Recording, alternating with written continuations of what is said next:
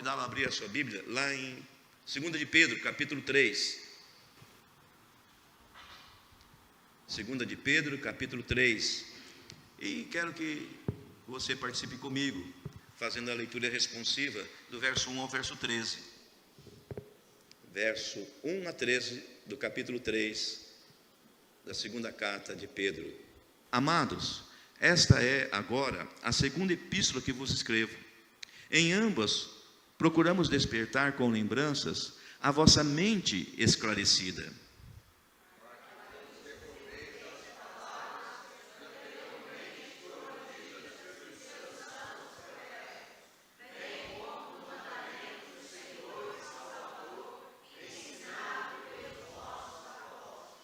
Tendo em conta, antes de tudo, que nos últimos dias virão escarnecedores com seus escárnios, andando segundo as próprias paixões.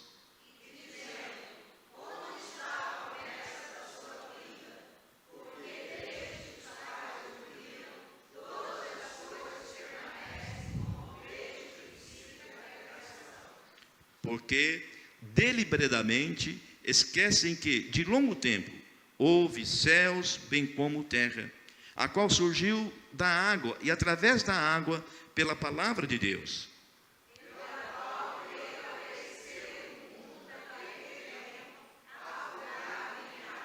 Ora, os céus que agora existem e a terra, pela mesma palavra, têm sido entesourados para o fogo, estando reservados para o dia do juízo e destruição dos homens ímpios.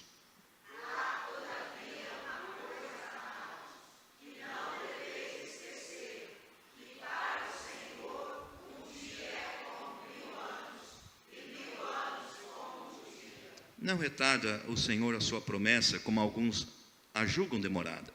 Pelo contrário, Ele é longânimo para convosco, não querendo que nenhum pereça, senão que todos cheguem ao arrependimento.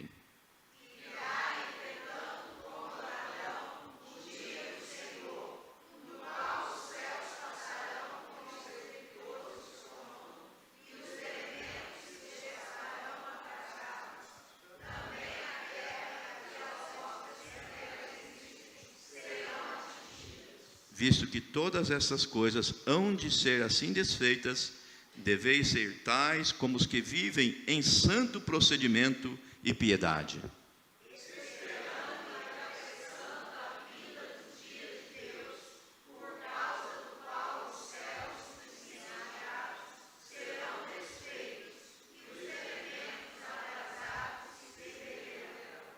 Nós, porém, segundo a sua promessa, esperamos novos céus e nova terra, nos quais habita a justiça.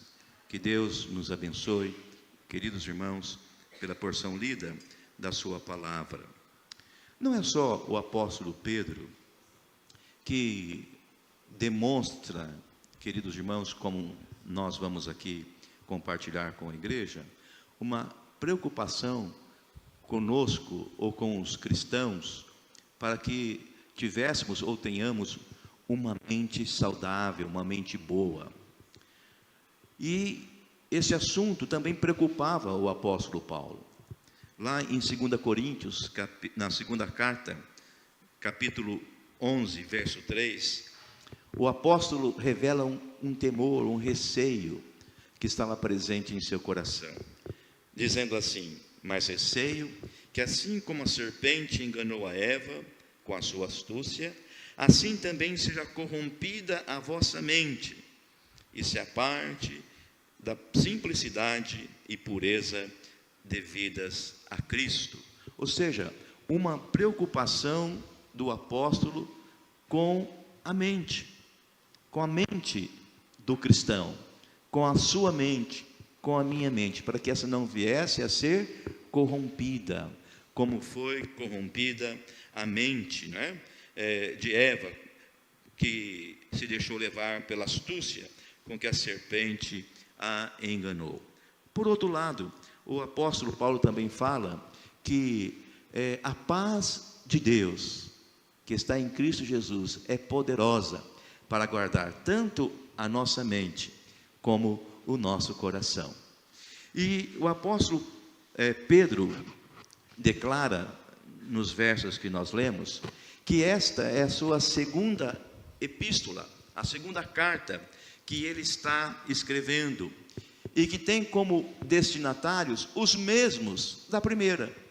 Se você for conferir, se você for verificar, você vai ver que ele então está escrevendo para os cristãos forasteiros da dispersão no Ponto, na Galácia, Capadócia, Ásia e Bitínia.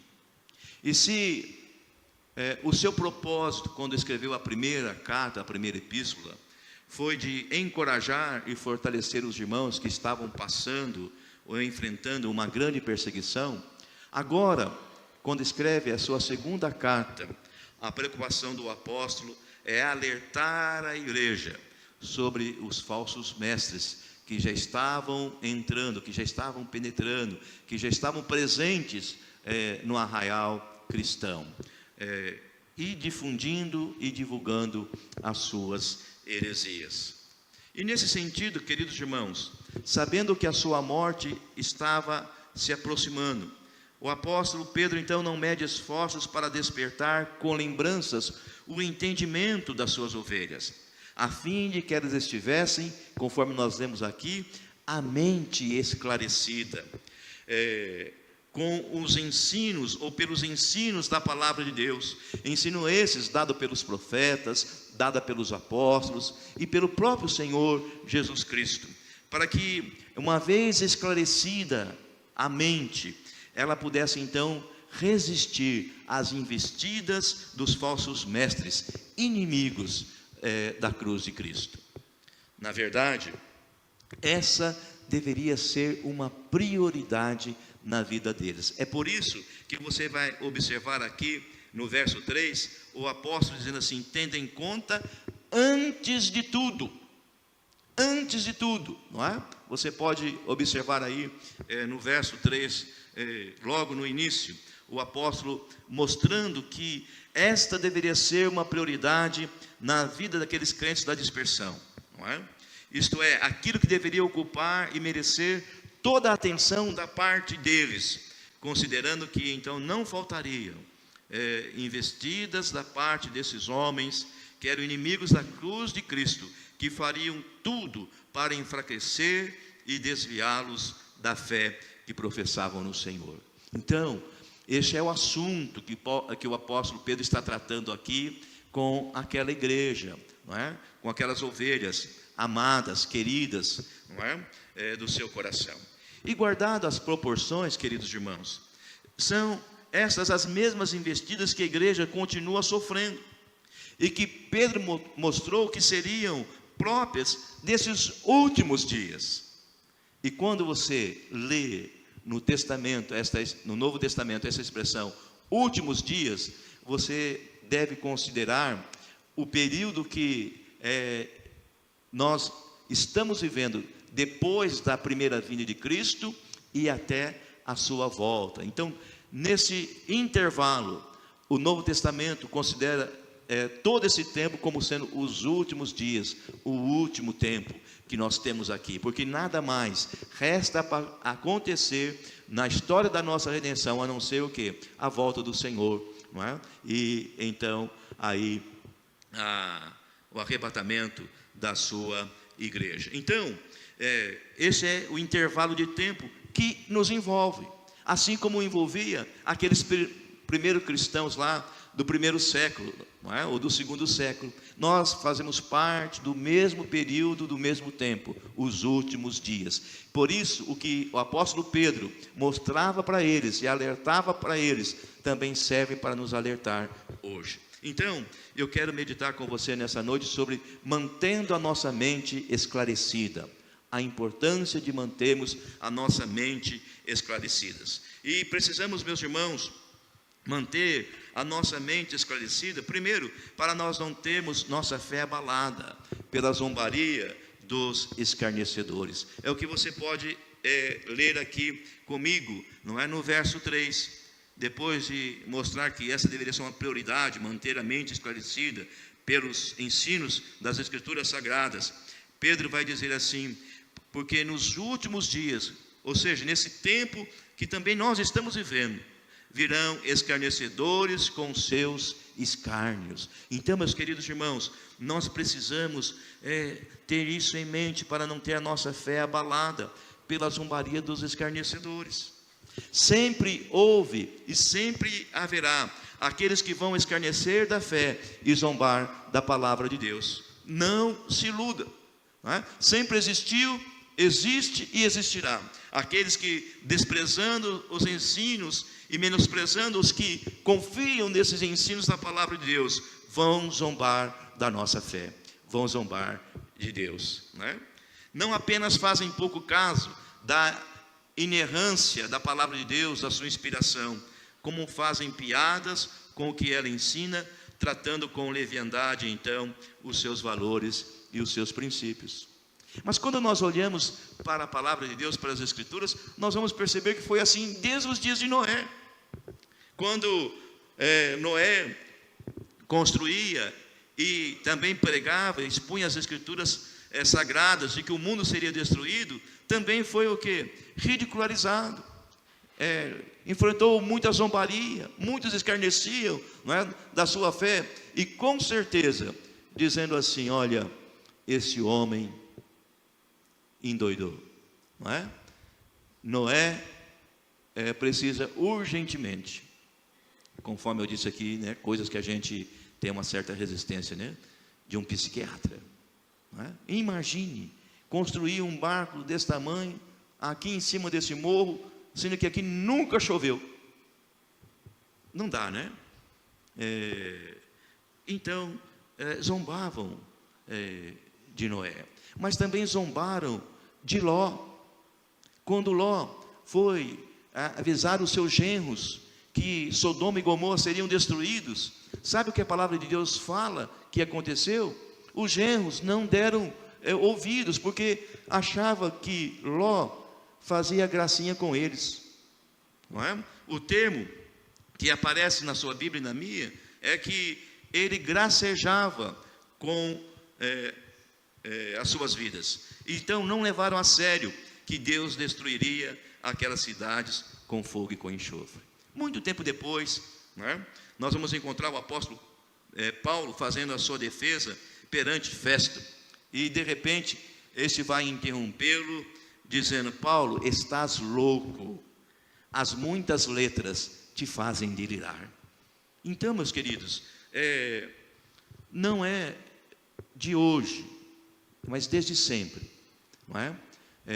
Não faltou e não faltaram, né? Não faltaram homens que fizeram pouco caso da fé e que zombaram das Escrituras e do próprio Deus, não é?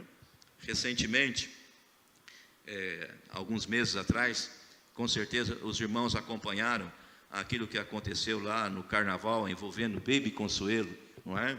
E Ivete Sangalo. Só um parênteses antes de eu falar o que eu quero. Ivete Sangalo, não foi a primeira a querer macetar o Apocalipse. Muito antes dela, Nero já havia tentado, culpando os cristãos de terem incendiado Roma. Mas o Império Romano ruiu. Não pôde subsistir à fé cristã, não pôde subsistir ao poder de Deus. Então, Ivete não foi a primeira a querer macetar o Apocalipse, não é? Foi mais uma dos muitos que já se levantaram para destruir a fé cristã, não é? Mas o que eu quero destacar aqui foi o que o influencer Felipe Neto falou, não é? Quando essa história se repetiu, ele disse assim: olha, há 40 anos eu escuto essa conversa do Apocalipse. Minha mãe há 58 e minha avó há 85 anos. E até agora, não aconteceu nada. Então, zombam da fé, escarnecem da fé, não é? E isso, meus irmãos, não deve nos abalar. Não sei se vocês ouviram, tiveram a oportunidade de ver uma matéria do reverendo Augusto Nicodemos, não é? Publicada agora recente, eu não sei se só agora foi publicada, se é uma publicação nova dele, mas falando assim, que o mundo olha para nós cristãos, crentes, né, e nos acham uns bestas. Olha lá o que ele fala sobre isso, né? E de fato, aos olhos do mundo, nós somos bestas mesmo, de ficar domingo após domingo, vindo na igreja, dando dízimo, não é? Aprendendo, estudando um livro velho. Mas por quê? Porque a palavra de Deus é loucura para aqueles que se perdem, não é? Escândalo, ela já dizia para os gentios lá e para os judeus, não é? Então, nós não devemos, meus irmãos, ficar abalados com isso. O salmista já dizia lá no Salmo 1, né? Bem-aventurado é o homem que não anda no quê? No conselho dos ímpios, não se detém o quê? No caminho dos pecadores, e nem se assenta na roda dos escarnecedores. Então os escarnecedores sempre existiram e vão continuar existindo, mas isso não deve abalar a nossa fé. A nossa fé, meus queridos irmãos, não pode ser abalada, não pode ser assim diminuída por conta dessas zombarias, desses escárnios que com certeza, não é? Você já passou ou conhece gente assim, não é? Quanto mais a iniquidade aumenta na mesma proporção o número dos que zombam e escarnecem da fé, que ridicularizam a palavra de Deus e, consequentemente, todos os que nela confiam. Então, tudo isso já foi antecipado pelo apóstolo Pedro aqui, para que eu e você, para que nenhum de nós seja abalado, e para que nossa fé não se esmoreça diante dessas circunstâncias, diante desses ataques, dessas investidas, desses homens que não têm o temor de Deus em seus corações. Mas se você olhar para o texto, você vai ver que o apóstolo Pedro vai elencar uma segunda razão para manter a nossa mente saudável, a nossa mente esclarecida pelos ensinos da palavra de Deus. Para que nós não sermos contaminados pela vida pervertida daqueles que se opõem ao Senhor. Se no primeiro momento ele estava preocupado que a nossa fé não seja abalada pelos escarnecedores, agora ele vai também acrescentar que a mente esclarecida nos ajuda a vencer as investidas daqueles que vêm contra o povo de Deus, tentando contaminá-los pela vida pervertida que eles vivem, não é? Segundo o apóstolo Pedro, nesses últimos dias não faltariam aqueles que andariam, segundo aí o verso 3 também, segundo as suas paixões, isto é, gente de vida pervertida, que amam a vida de pecado, homens e mulheres que promovem o livre exercício de todos os tipos de prazeres sensuais, sem qualquer pudor ou temor de uma futura punição. Não só andam segundo o curso desse mundo, queridos irmãos, como andam também segundo as inclinações da carne, fazendo a vontade da carne e dos pensamentos. O apóstolo Paulo já nos ensina nessa direção, falando isso. E eu não preciso, de muito esforço para ilustrar isso para vocês. Vocês estão aqui mais perto do que eu, mas tanto lá em São Paulo como todo o Brasil, pode acompanhar esse horror que foi o show da Madonna. Que mau gosto, gente. Que coisa satânica, pervertida. Faltariam aqui adjetivos para nós aqui falarmos do que aconteceu ali, patrocinado com verba pública ainda. Enquanto o nosso país precisa de tantas coisas, mas eles não têm interesse. Para eles, quanto pior, melhor. Esse mundo jaz do maligno. Então nós não podemos ficar assim, espantado com essas coisas, não é? Apenas para refrescar a nossa memória. A palavra de Deus diz que as obras da carne são justamente isso que nós vimos lá: prostituição, impureza, lascívia, idolatria, feitiçarias, inimizades, porfias, iras, discórdias, dissensões, facções, invejas, bebedices, glutonarias e coisas semelhantes a essas, a respeito dos quais afirma o apóstolo Paulo: eu vos declaro, como já outrora vos preveni, que não herdarão o reino de Deus quem tais coisas praticam. Em outras palavras, queridos irmãos, esses homens descritos aqui pelo apóstolo Pedro faziam das suas zombarias e dos seus escárnios acerca do juízo de Deus e da volta do Senhor uma cortina de fumaça, apenas uma cortina de fumaça, pois o que queriam mesmo era continuarem vivendo em pecado, satisfazendo suas concupiscências da carne e se entregando aos prazeres do mundo. Por isso, queridos irmãos, o apóstolo Pedro procura despertar a mente esclarecida dos seus leitores, para que, tendo um entendimento bíblico e adequado dos valores e dos princípios ensinados pela palavra de Deus, não se deixassem influenciar e seguissem o exemplo desses homens. Queridos, nós precisamos entender, não é? Quando Paulo, eu que mencionei no início, fala para nós tomarmos cuidado para a nossa mente não ser contaminada, como foi contaminada a mente de Eva, é para que nós não deixássemos o quê? A pureza e a simplicidade devidas a Cristo, não é? Então, procure fazer, ou procure, queridos irmãos, e permita que a luz dessa palavra, não é? Lâmpada para nossos pés, luz para o nosso caminho, esteja o quê? Iluminando a nossa mente, esclarecendo a nossa mente, trazendo saúde para a nossa mente, para que nós não nos deixemos levar por esses, meus irmãos, que estão aí, não é?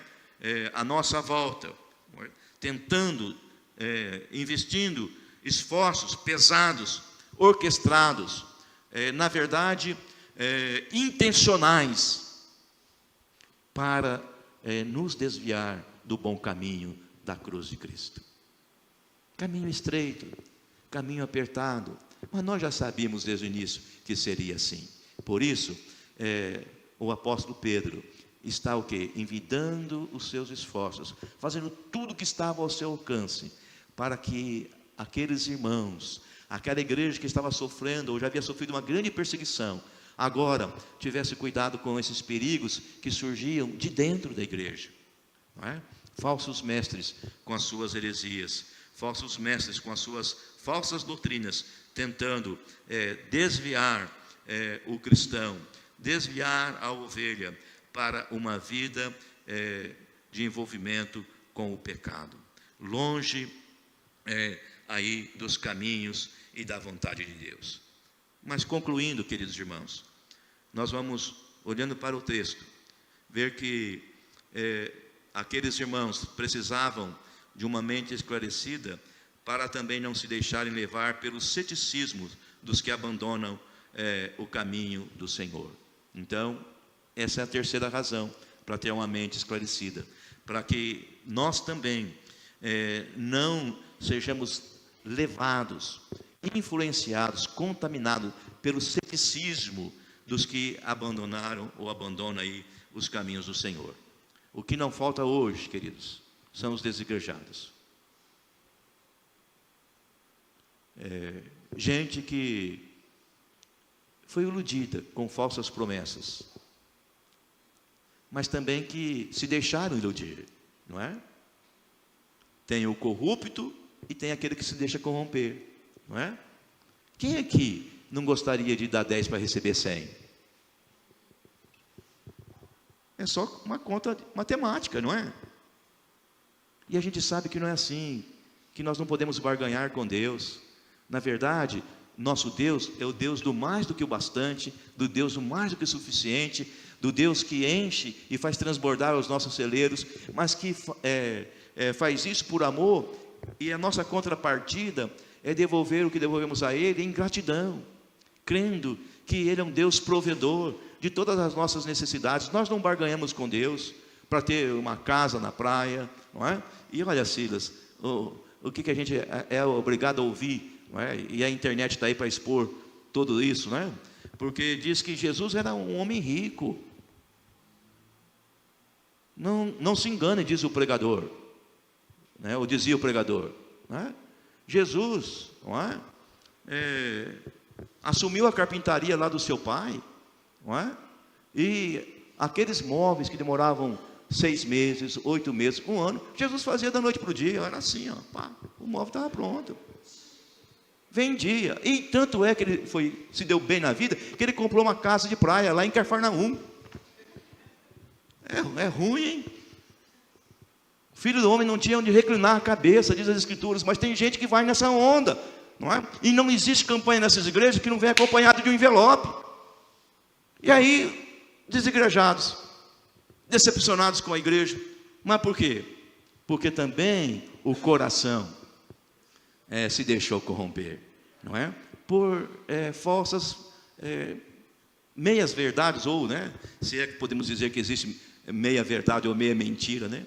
Porque meia verdade é uma mentira inteira. Mas vamos voltar aqui, porque o que nós queremos dizer, meus irmãos, é que nós precisamos tomar cuidado, porque a palavra de Deus diz que nos últimos dias o amor de muitos se esfriaria e também a fé. Então, precisamos deixar a nossa mente esclarecida para nós não sermos envolvidos por essa avalanche daqueles que abandonam os caminhos do Senhor. Esses homens confrontavam os ensinos da palavra de Deus, dizendo de maneira irônica, e você pode ver aí no texto que nós lemos, onde está, verso 4, a promessa da sua vinda? Onde está? Presta atenção, Pedro estava escrevendo ainda no primeiro século, para essa igreja. Hoje, nós estamos distante, mais de 20 séculos, de quando essa palavra foi escrita. Então, muitos com propriedade poderiam dizer, está vendo? Onde está? Desde lá, do primeiro século, essa conversa da vinda do Senhor tem sido dita. E onde está essa promessa da sua vinda? Não é? Porque desde que os pais dormiram, todas as coisas permanecem como desde o princípio da criação. Ou seja, não apenas relativizavam a volta de Cristo, como negavam a referida doutrina. E não mediam esforços para induzir a outros a pensarem como pensavam, destruindo desta maneira a esperança cristã na volta do Senhor. Para os céticos, não é possível ter a certeza de nada. Os céticos são assim, não é possível ter a certeza de nada. Eles são os patrocinadores do relativismo, não é? O cético é desconfiado, ele é descrente, ele é incrédulo. E que pena que muitos dos nossos jovens, quando entram na faculdade, por falta de uma boa base bíblica e de uma mente esclarecida, são influenciados por professores marxistas e muitas vezes liberais, que acabam pervertendo o coração e a mente dos nossos moços. Que pena. E então, meus irmãos, essa era uma preocupação do apóstolo Pedro, e era outra razão para cultivar e manter a mente esclarecida, porque era a salvaguarda para não ser contaminado pela incredulidade e descrenças desses que, de maneira dissimulada, se misturavam no rebanho, semeando dúvidas e enfraquecendo a fé dos fiéis. E depois de analisar aí os perigos que rondavam a igreja, o apóstolo Pedro então vai refutar as heresias desses falsos mestres, mostrando primeiramente que esses que afirmam que as coisas permanecem como desde o princípio da criação, se esquecem que a terra, ou seja, o mundo, que surgiu da água e através da água pela palavra de Deus, não é? Pelas águas foi destruído, foi afogado em água. E de igual modo, os mesmos céus que agora existem e a terra, pela mesma palavra, têm sido entesourados, como mostra aqui o apóstolo Pedro, para o fogo, estando reservados para o dia do juízo e destruição dos homens ímpios. Então, o mundo que aos olhos desses homens parecia ser o mesmo desde o princípio, ou desde sempre, estável, sem mudança ou variação, já havia sido destruído uma vez. Então, não se sustentava o que eles estavam afirmando. O mundo, como mundo, permanece o mesmo. Não permanece, porque já havia sido destruído uma vez pelo dilúvio. E isso o apóstolo Pedro vai mostrar aqui para os seus leitores. E o seria novamente, só que agora pelo fogo. Também elaboravam um grande erro quando afirmavam que nada aconteceu até agora e, portanto, nada acontecerá. E talvez você estivesse pensando, mas eles têm razão, né, pastor? Porque 2024, né? E aí? O que o Senhor me diz? Não é? Deixa que a palavra de Deus nos diga. Deixa que a palavra de Deus esclareça a nossa mente. Porque quando você olha aqui para o texto, duas são razões porque eles estavam redondamente enganados nessa matéria. Primeira, porque temos que entender que para Deus o tempo não existe como nós o percebemos. O tempo para Deus não existe como nós o percebemos. Por quê? Porque 1000 anos é como um dia, e um dia como um ano, como 1000 anos. Ou seja, é diferente. Para Deus não existe nem passado e nem futuro. Então, eles estavam equivocados quando alencavam ou justificavam as suas heresias com essas palavras. E segunda coisa, não é? Além de ser eterno, o nosso Deus, Ele é misericordioso.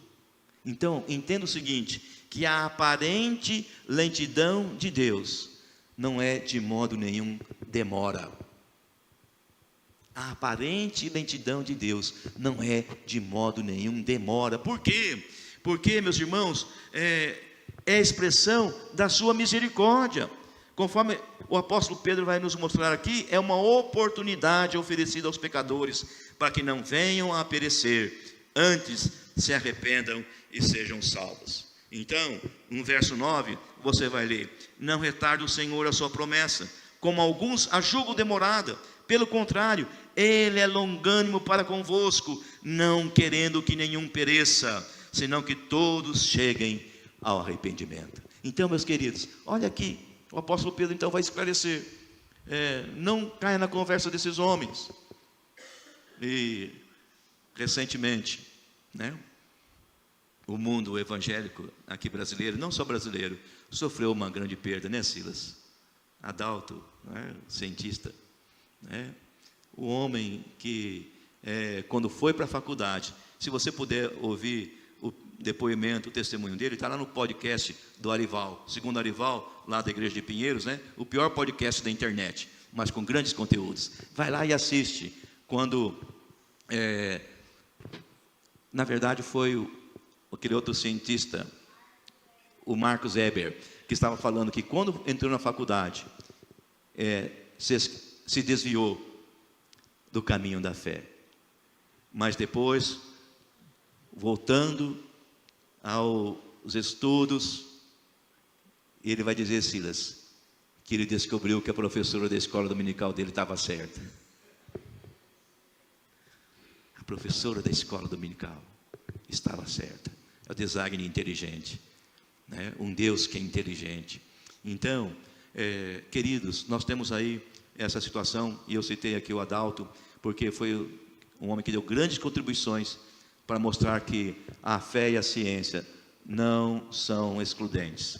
Pelo contrário, a fé explica a própria ciência, e a ciência também está aí corroborando o que a fé afirma. Queridos irmãos, por fim, vivemos num mundo que se apressa rumo à destruição dos ímpios, e Jesus voltará. E isso deve nos despertar como igreja, para estarmos preparados para esse encontro. E daremos um grande passo, se mantivermos a nossa mente esclarecida. Que Deus nos ajude e que Deus nos abençoe. Amém.